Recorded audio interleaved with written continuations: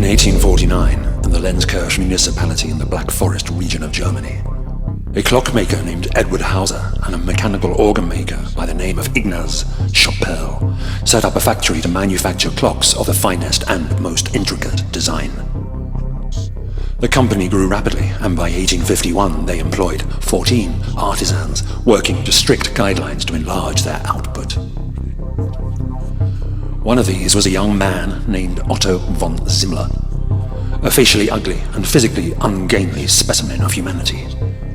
He was only tolerated by his co-workers on social occasions because of the fact that he was very generous with his inherited money from a deceased and wealthy father. Drinks and good cheer flowed from him towards those who entertained him, but who secretly sniggered at his presence once his hunched back was turned, especially at Yuletide.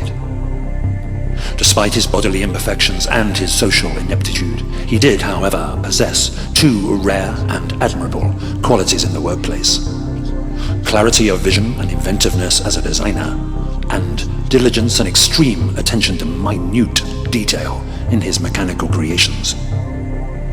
These qualities enabled him to rise quickly through the ranks to become Hauser's second-in-command and overseer of all the company's output. But Otto was an atheist and a judgmental cynic, and on top of those two defects, he was also the owner of a dark and troubled soul. The world saw him as a sad being, and one that was prone to paranoid fantasies of betrayal and revenge. These last tendencies became reality when, in late December of 1853, he came home early from work one afternoon to find his young and beautiful wife of only 16 months involved in furious and animalistic sexual congress underneath the glinting boughs of the half-decorated Christmas tree, with Edward Hauser himself managing to restrain from exacting physical retribution, most foul and bloody right there and then. Otto resolved instead to create a device that would enable his cuckolded spirit to administer punishment in the most exquisitely beautiful and intriguing way upon all those that had wronged, humiliated, and shamed him so callously. And indeed, the rest of humanity were to be punished as well. He reasoned. Everyone is worthy of chastisement, as everyone has dark and guilty secrets locked away inside their hearts. This machine will seek them out and nourish them. To hell with all of them! He commenced researching into arcane and occult lore, devouring every book that he could lay his hands on, until he had gleaned the profane knowledge that he needed for the machinery of his retribution. Night after night and month after month, he labored alone in secretive fervor to create an intricate device that, although seemingly an innocent and frivolous amusement for festive occasions, would actually contain the means of transformation and the gift of wish fulfillment. He chose to model this device upon the traditional structure known as an Advent calendar, wherein 12 small windows in the facade of a facsimile building, constructed from cedarwood and brass and approximately 15 inches in height, would be opened one by one to reveal a treat or a secret leading up to Christmas Day itself. But for von Zimmler, this was not desirable. No, it had to be a reverse Advent calendar. One that would commence from the day immediately following Christmas through to the 6th of January. He christened the device the Lenzkirch Advent, taking his lead from a quotation from Shakespeare's play Macbeth. By the pricking of my thumb, something wicked this way comes. He devised a demonic strategy. Upon opening the very first window, the recipient's finger or thumb would be imperceptibly pierced by a small, virtually invisible pin, which would then release one drop of blood to gently fall into and conjoin with the mysterious and arcane inner workings of the machine, and thus cause a chain reaction of demonic magnificence. A mechanism of hate that would turn virtue into vice and grant the recipient their most fervent desire. At a fearsome price, of course. He tested the prototype upon the youngest son of Edward Hauser himself. It worked Only small fragments of the greedy, spoilt, and hapless boy's body were ever found.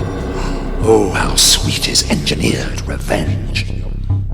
His unfaithful wife suffered a similar fate, but the cause of her death was accredited to an industrial accident that took place in the bakery where she was employed.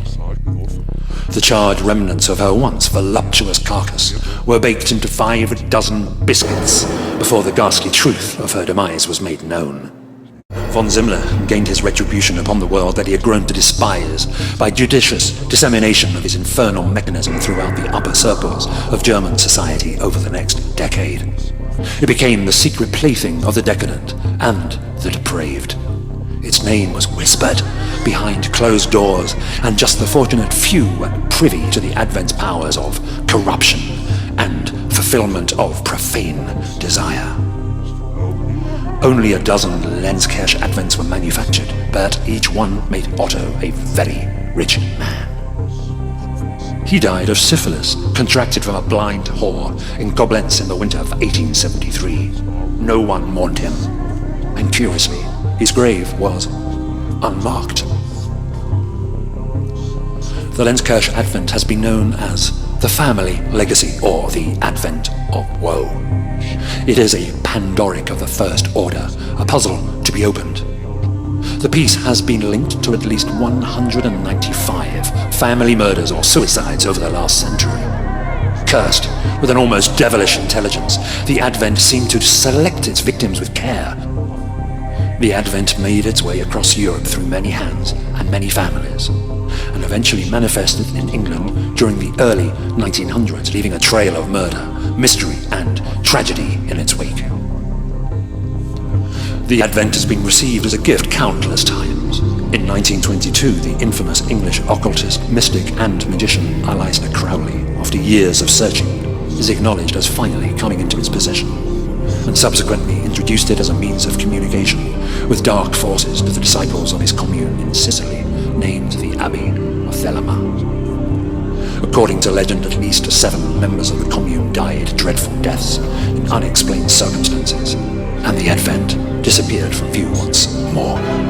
Adolf Hitler's right-hand man and second-in-command of the SS, Heinrich Himmler, spent vast sums of the Third Reich's money prior to the outbreak of World War II in 1939 to try and locate an original Advent.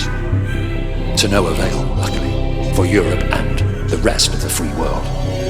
But the myth of the Advent's existence continued to circulate amongst those of an inquiring and adventurous mind with adequate financial means. In the mid-1970s, rock musicians David Bowie and Led Zeppelin's guitarist Jimmy Page were in many ways in competition with each other in seeking to locate the fabled device. They failed because they wanted to possess it too much for the wrong reasons. You do not find the Advent. It will find you. It knows your secrets, your weaknesses, and your unspoken desires. Now the Lenzkirch Advent is safe. It resides in the Western Hemisphere, and it will choose carefully and wisely who will become its next recipient. Are you ready? Are you ready? Are you